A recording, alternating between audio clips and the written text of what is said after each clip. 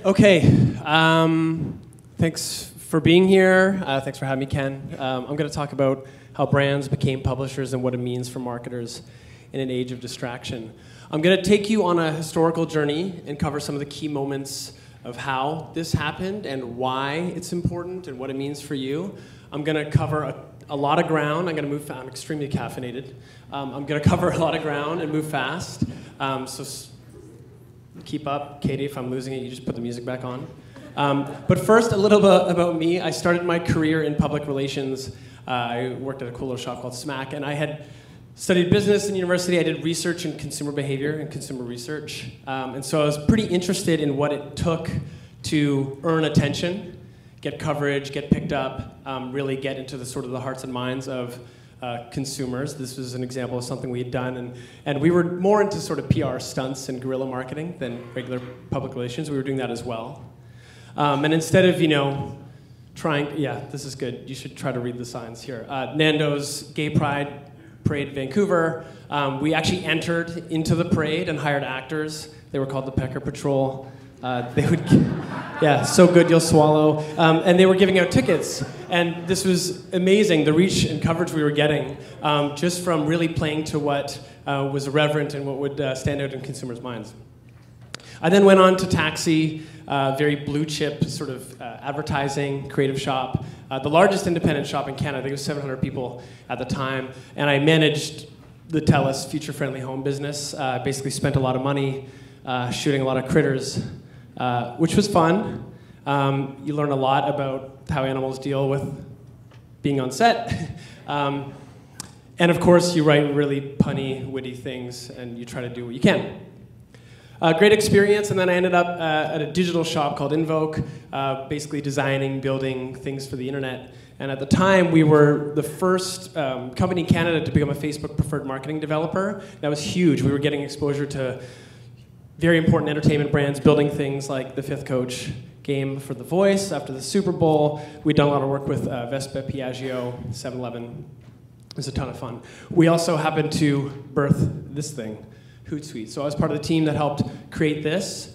And it was pretty amazing. At the time, all these new channels had emerged, and we're like, okay, well, now you have something to help manage it. But we kept asking the question, if you have all these channels, what content are you putting on them and why? And how are you using data to ensure you're making that decision objectively? So Quietly was born as a response to that. Dario Melli, who's a founder of Hootsuite, and I started Quietly. It's about 6 years old. We've kept up with the software thing, so many of you small businesses, marketers, owners in the room can benefit from insights. Standalone tool, it's free, so definitely sign up. But as an agency, we also provide professional services, and we work with brands like Herschel, helping them tell their story, creating content online. Sometimes it ends up offline. It's super exciting stuff. Lifestyle content is quite fun and exciting. But sometimes it's a bit more technical and complex. We're helping banks like Goldman Sachs understand what they should really be putting on their website. So what is the copy and content that can make something complex pretty simple? Or Sotheby's International Realty, and really helping them with recruitment and retaining agents and realtors, so not just selling beautiful homes and properties, but an internal comms mission. And sometimes we're just helping people with their blog. Blogs are pretty important. We've been talking about it the last couple days, and so we've had the pleasure to help brands like Slack create really good editorial for their customers and their prospects. And we're pretty popular because this is really what we're dealing with today. People on the left, there's a guy blocking ads. People on the right, people buying magazines, right? People are paying for content. People are blocking ads. So let's talk about how we got here. I'm not talking too fast? That's good? Okay. New values. Yeah. I did this on the plane. There may be spelling mistakes. Okay, a different era, a different set of values. In the sort of 20th century, early 1900s, we were really focused on modesty, thrift, and saving. We were coming out of the Depression and sort of the Protestant work ethic. Any Max Weber fans out here? And so any advertising at the time was really focused on basic benefits and saving money and frugality. But we're coming out of the war, victorious, and there's quite a bit of money. We got the GI Bill. There's a focus on domestic life, and things are like pretty good. Like people are pretty stoked. But we're pensive and we're impoverished in every sense of the word. And what I mean by that is really like a mental impoverishment. And people were noticing this and picking up on this. It's like, we won the war, there's peace, there's money, like things are good. But like, what's the new? And people like Carl Jung were kind of shocked. They're like, this is like the first society that doesn't have like real sort of mythology and anything leading us in any sort of key direction. And without going super deep on like classical mythology and classical studies, myths are really important because they act as society's DNA. They give us an explanation for how the world works. They help us sort of understand our own place in that with meaning, who we are. And of course, ritual starts to get embedded in this, ways to address and apply this to our life. And of course, it gives us a narrative, something to aspire to. There's a storyline here. And these are special kinds of stories, but at the time, there was this like huge gap. And as I said, society looks for this. We're sort of programmed to do this since the dawn of time. Storytelling is like pretty 101 for humans. I mean, at the time, we had religion. It was kind of like doing its thing. Science was cool. It was like this emergence of like very rational stuff, but all the rationality kind of stripped out the mythology and the sort of storytelling of it. Entertainment was born. We had Hollywood and we had films, but they were kind of shallow stories. So again, we're back to this like yearning for something to grab onto, some sort of mythology. So who comes to fill the gap? Marketers do. 50s, again, post-war, it's like gangbusters, people are stoked, and marketers are like, yeah, we can get people to buy shit. So, not just by advertising, that's fairly standard. We talked about what that looked like in 1900, but by telling stories and connecting us to a bigger vision of what life could be, and really connecting it to a myth. So like the Marlboro Man, this is classic, right? This is classic ad stuff. We know these are actors, but if you smoke this cigarette, you can be a rugged, handsome man in the Midwest living his life to the fullest.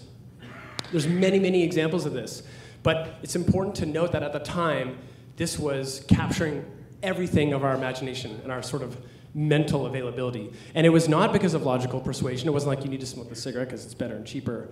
It was because of non-rational influence. And I'm not going to get pedantic here, but there's tons of research on this, basically convincing us what to do by helping us aspire to new values.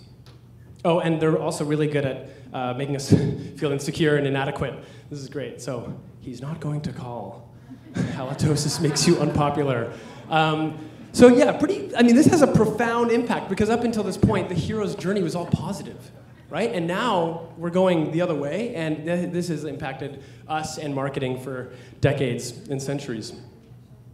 So advertising steps in, creates this brand consciousness. We celebrate perfection, conformity.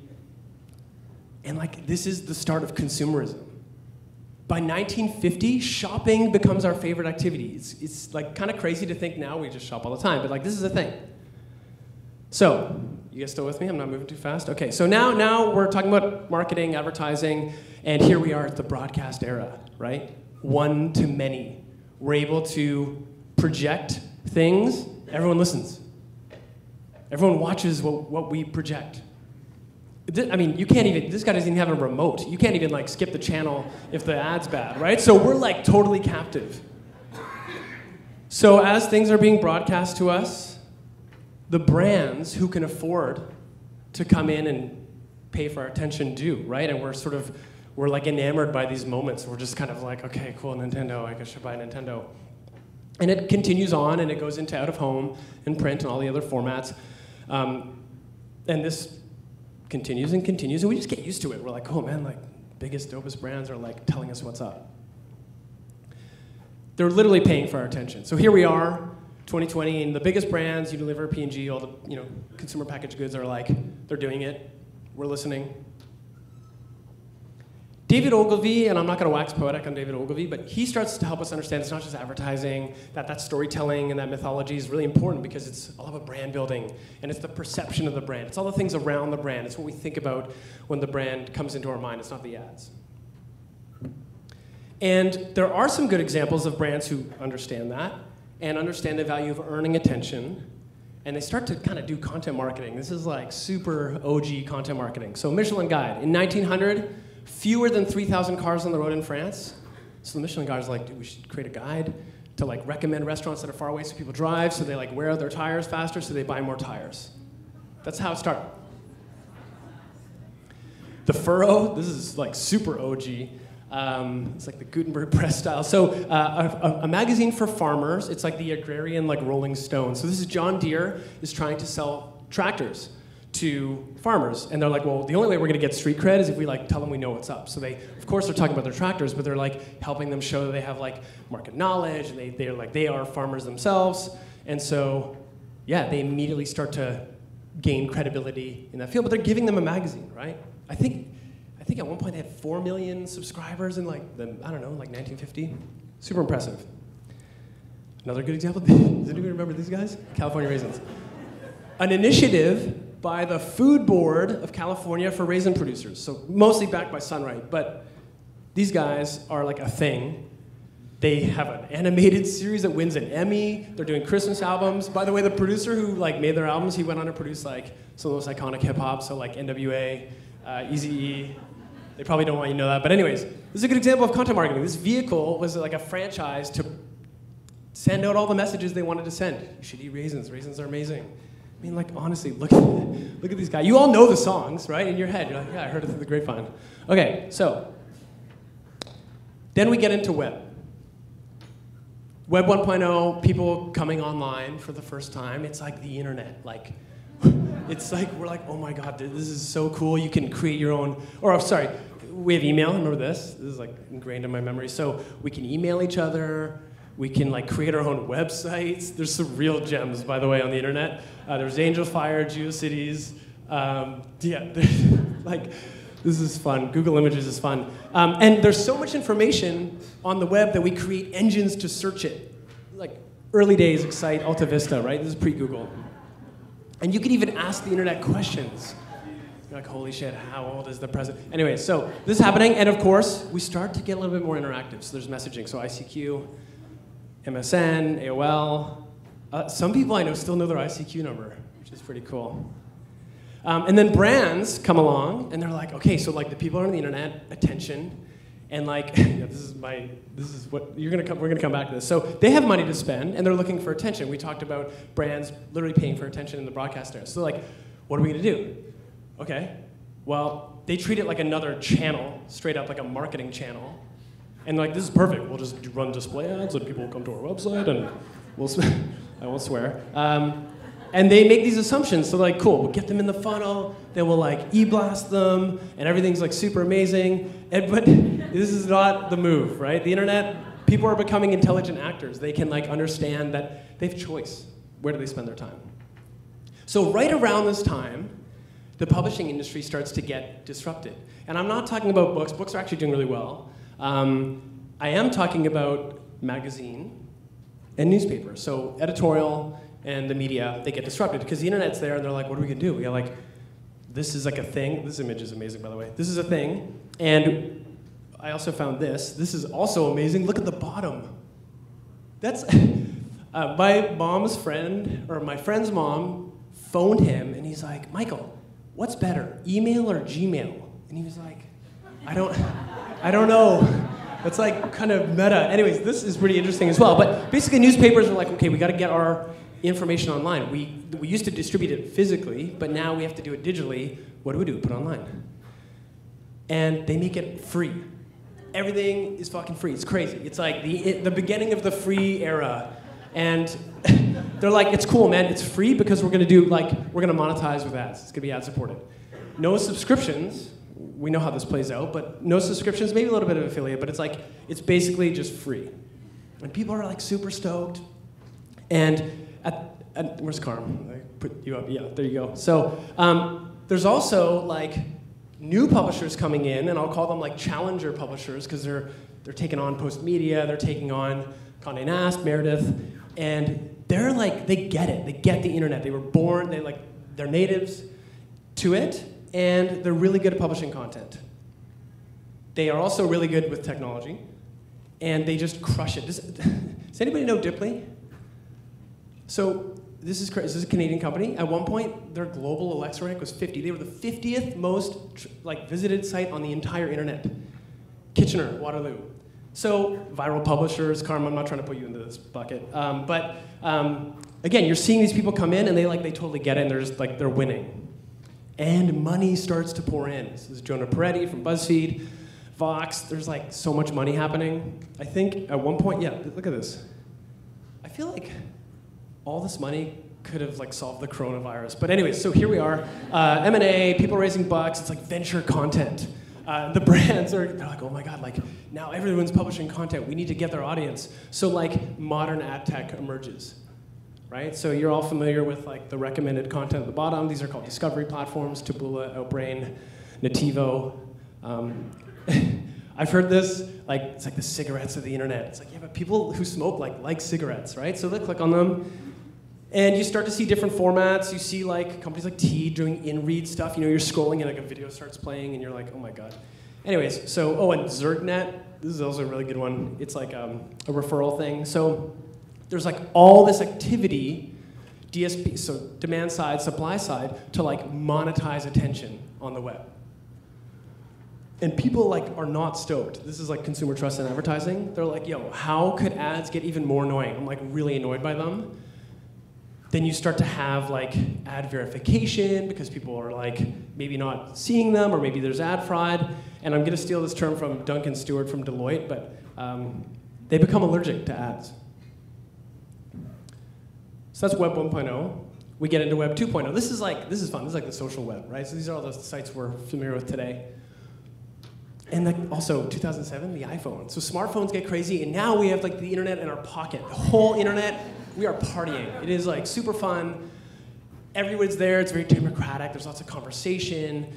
User-generated content. We talked about review sites. People are trusting that like 10x more than a branded message, right? The more branded your message is, the less credibility you have. And it's a two-way street, and it's always on. So brands they understand that attention spans are decreasing, and that like now lightweight content is winning because of the smartphones. And the smart people, like they get it. This is Rupert Murdoch, and he's like, wow, okay, so like all the power is shifting down to the people. It's like the proletariat. And Altimeter, so Jeremiah Owang and Brian Solis and the gang, they start to define this as a model. This is also 2007. So the converged media, the state of converged media. It's like, know your audience, know your content. Gary Vaynerchuk, I know I didn't want to put him in here, but he's got a good quote. Like, every brand and human is a media company. And so the brands are like, word. Like, we're going to be a media company. And we heard this on the panel, but like, media isn't social, people are. But they call it social media. It's just like another media channel. And so they come in, and they start to repurpose their ads for social. So yeah, we got the TV spot, we got our at-home print creative, and then we'll like cut that down for social. And this doesn't work very well. So brands stumble into social media. It's like teen sex. This is at Google, the evangelist for analytics, Google Analytics. Social media is like teen sex. Everybody wants to do it. Nobody knows how. When it's finally done, people are surprised no better. Because they're simply just putting ads on these networks. Like, I mean, you're scrolling through your feed and you get like a 30-second pre-roll. Do you know what a 30-second video on your phone feels like? It feels like an infomercial. Not appropriate. Okay. So, here we are. The broadcast era is declining. We're now into narrowcast. We understand there's smaller groups, disparate groups of people. The aggregate of that, of course, is like pound for pound as important as the broadcast. And so marketers are starting to understand that we have to spend a little bit more money, to John's point, and the non-working spend increases because we have more people to reach. We have more versions of content instead of a lot of money reaching one audience. They're not happy. The classic ad agencies are like, well, we only know ads, man. We don't know social. Okay, so here we are. This is a little bit more recent, the rise of ad block. This is a bit morbid and maybe inappropriate given what happened in Iran, but this is, so how, if you're marketers, maybe you're doing market research, but like, raise your hand if you've clicked on a banner ad. Oh my God, okay. Here we go, that stat holds up then. No one clicks on this, and if anything, people are fighting back and installing ad block. This is an old stat. PageFair does this study every year.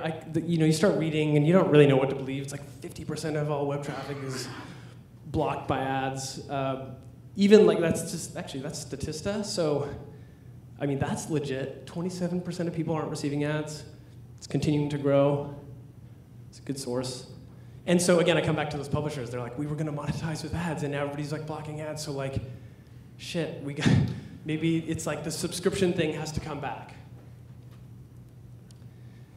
And the challenge as well is that, in print it works. In print, you buy a magazine like Monocle, and it's like there's an ad beside it, and you have this like adjacency phenomena, and it's cool. Like the editorial complements the ad, and it's all sort of curated. But with programmatic ad tech, well, first of all, look at this experience. It's just terrible on the left, and then if you didn't have the ads running on the right.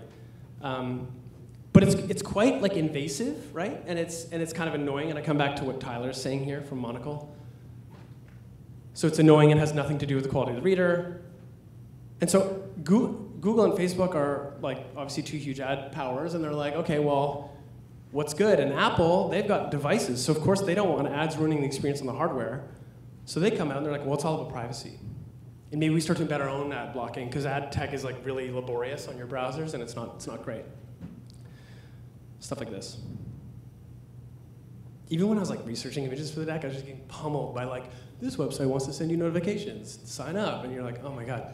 So I think this is going to continue, and you have to start asking yourself, like, are you ensuring that people are seeing this message if you're using ads? And while this is happening, you have the evolution of search, and so this is really like wrangling like intent, because search is intent. So Google is so contextually smart that you can't game it. There's lots of good sort of practices and black hat things to do, but content is the new SEO. Which is helpful. It really comes down to long tail. We talked about this on the panel. And so don't go buying the expensive stuff. Tomato plant, what? But you could buy things like, why are my tomato plants turning yellow? These are things that people actually care for. So we have a seafood producer as a client, and it's like all about like seafood and healthy eating, and it's like, okay, well, what are people searching for? It's like, okay, well, it's like, I'm pregnant, can I eat seafood? That's a search, but it's not like branded like salmon or tilapia or anything like that. So again, getting smart with long tail means you can start to capture intent. That's front of brain. They're already like halfway down that funnel.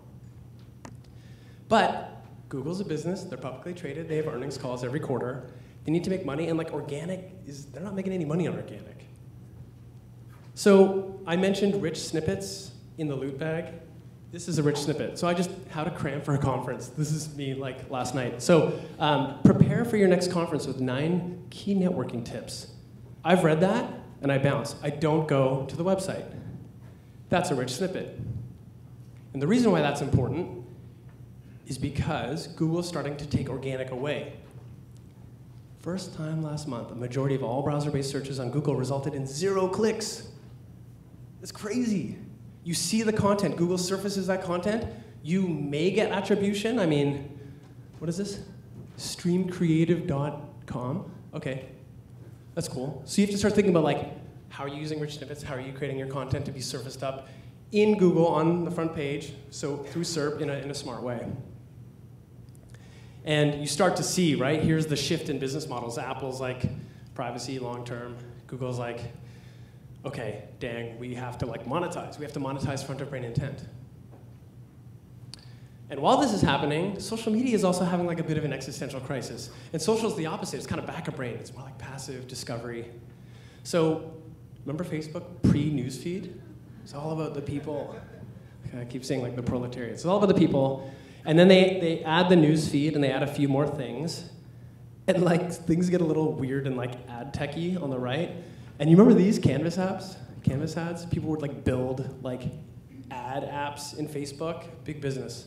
You could even like run games in Facebook. Like Facebook, I think, got a little like ahead of themselves. And they're like, no, we gotta like come back to like the people.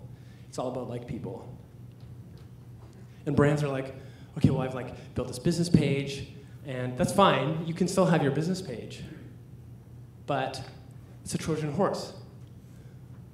We know that now organic requires some paid around it. It's all about good content. People love good content, but you got to pay to get the most out of it. And so we've seen a decline in organic over the last, 5 years, and it's not fun. I know all you marketers are like, I know, it's killing me, and my boss is like, where the reach and the engagement? It's really hard to do it. But we're getting used to it, right? We were talking about, Ava was talking about like boosting. So you create the content on the left, you press post, you boost it on the right. That's kind of helpful. You can target a little bit. And I liked how we got sort of a bit more discerning in the discussion because it's really around setting a campaign. You get much more sophisticated in how you target. And now you're just running straight up campaigns. So the mechanics of advertising are the same, but you are promoting content instead of promoting ads. You're paying, it's like you're paying to play. This is like, we talked about in the panel, it's like you're renting your audience. Would you rather own a home or rent the home? Right, so email, super important. No one can make you pay for that. The other thing that starts to happen is if you post something organically and you boost it, people that go to your Facebook feed or Instagram feed will see it. And then more people see it, it's all the friends of friends or friends of fans. But now you can start to target, and they're called dark posts, but you can say like, okay, I'm actually not gonna post anything on my organic. Nothing's gonna go in my feed organically, but I'm gonna start to create campaigns where you see this, and you see that, and you see that, but no one else knows that exists. In fact, Tentree, I think, has like one post on Instagram, right? That's it. They don't post anything. Their organic is like super dead, but you know they're doing like very sophisticated targeting, but it's in the dark. Only the people that see it see it. There's no other record of it. Non-working spend goes up. You gotta start to personalize and customize your assets. I can talk about how AI would play a role in here, but that's not the point today. We're talking about social and having this like sort of like, I don't know, concerning moment, because people are like, so who's seeing what? Like, who's watching me? I gotta stay up on my privacy settings. And then there's this groundswell of like, almost like an anti-social movement. People are like, I'll just stick to myself. Or I'll like keep my shit on lockdown. I mean, imagine if you wanted to run for office this day and age, like everything's on the internet. So they're like, well, we'll just make it less permanent. So things become ephemeral. I mean, now you're creating all this content and it literally disappears. As marketers, you're like, oh my God, this is like so annoying. I spent all this time and energy to create a piece of content. It's gonna disappear. But that's where we are.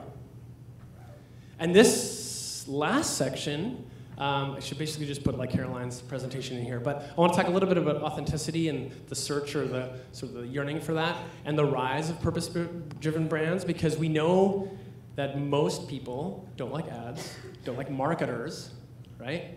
Throw some greenwashing in there, throw some pinkwashing in there, like, yeah, we're doing all this like cool CSR shit. No, that's not how it works. Expectations transcend category. They expect your app to be as slick as Lyft or Uber. They expect you to do as much social good for the world as brands like Patagonia. You are not immune from things that are happening outside of your category. And it really comes down to this like greater purpose.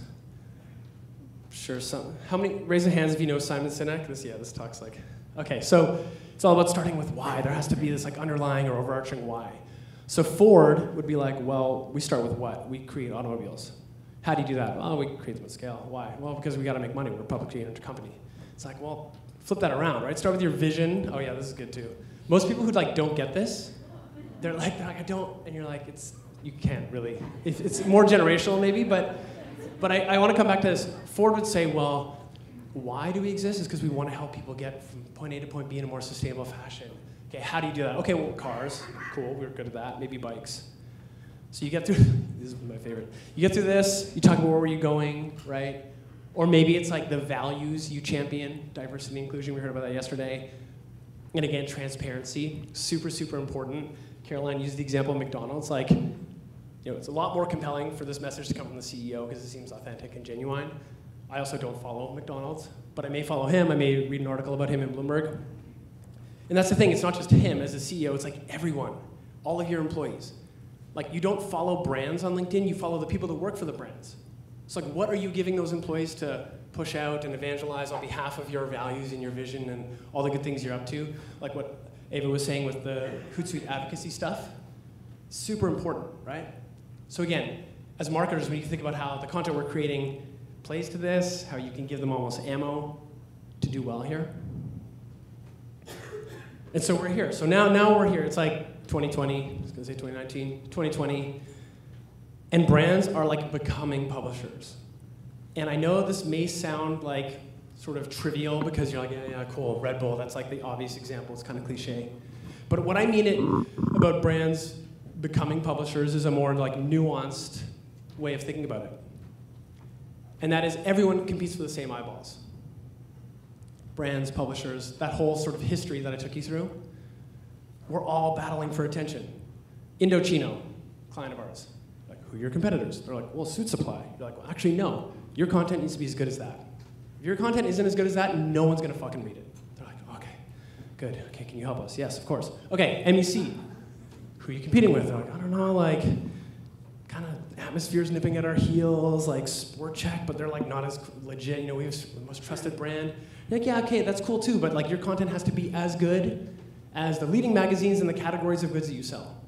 Climbing, running, biking. These people are like, you know, super deep into it. Wealth Simple. Who do they? You get the picture. This is who they compete with. They're not competing with like, first of all, it's not hard to compete with Canadian banks, but like Scotiabank, RBC, even the credit unions. I'm a Coast Capital Union member, but like this is the new normal, right? And so you have all these people producing content. You have all this information. It's really, really hard to get attention. You have to earn it. So here we are again. They're like, yeah, okay. No. You need to, as marketers, think about a value exchange, an exchange of value. You want my attention, you want my time, you gotta give me something good. Is it entertainment? Is it in my learning? Is it substance, service, community? Something as an exchange of my time and attention.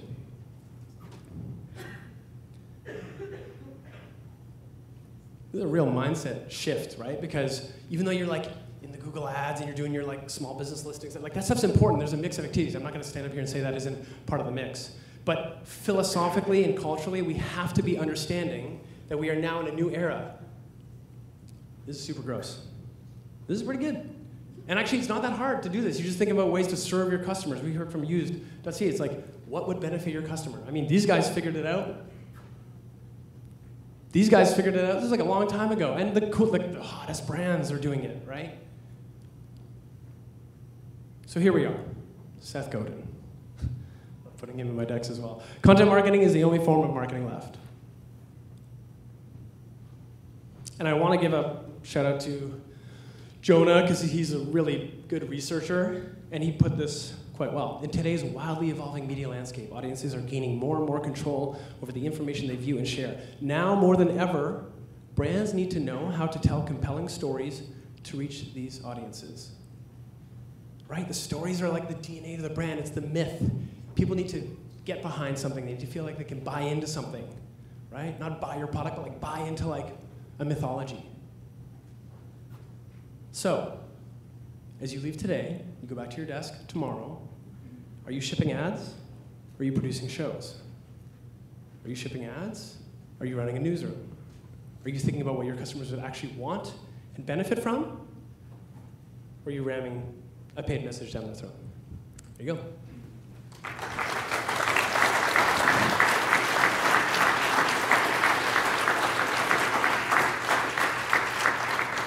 Sorry, Ken, I should have given you like a 30-second warning. You can, should I stay up here? Katie, you can put the house music on? No, I don't know. All right, do we have time for questions? I know we were running behind, so I like. We have time for Q&A. Okay, sweet. I'm like so caffeinated right now. Okay. Actually, yeah, go ahead.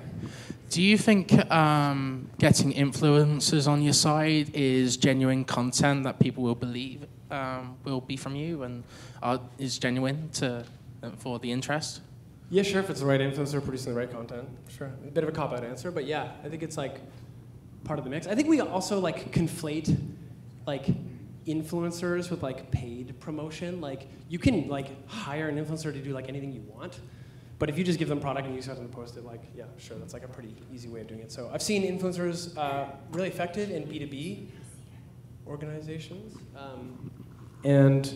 again, it's really like you call it evangelists or whatever. But yeah, influencers are part of the mix for sure. But I think we need to hit reset on that a bit. Everybody, there's a gold rush.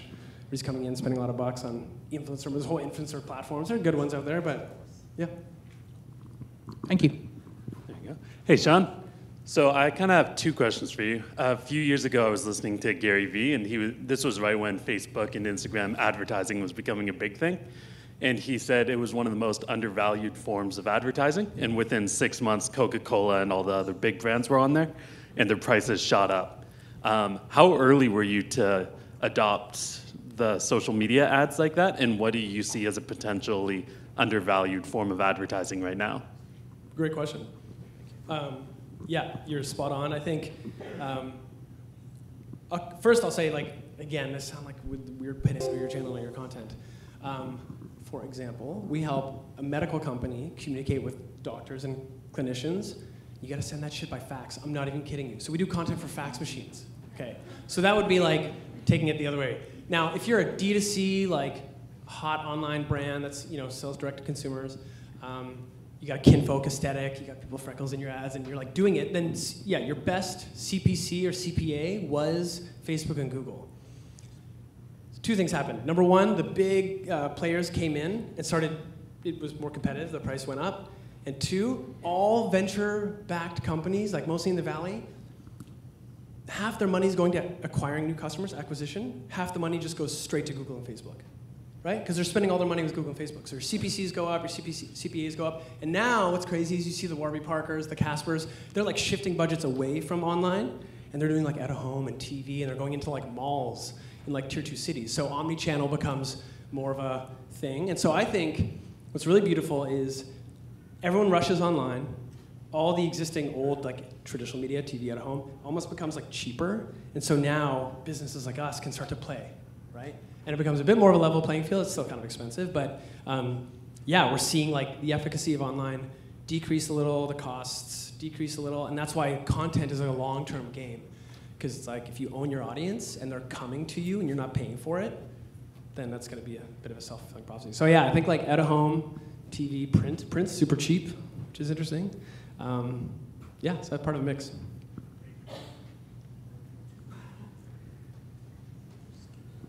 Hi. So I have a quick question.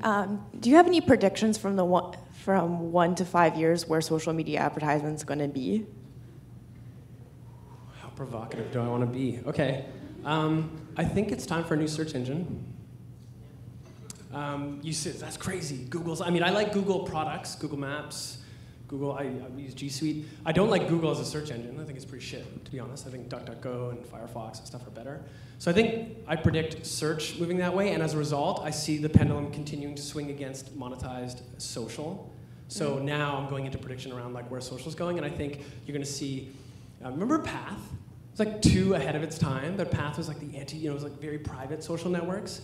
And you're seeing stuff like that emerge, and Snap has been around, but I think you're gonna see more high signal, lower number of groups communicating with each other, and stuff's gonna pull away from Facebook and Insta.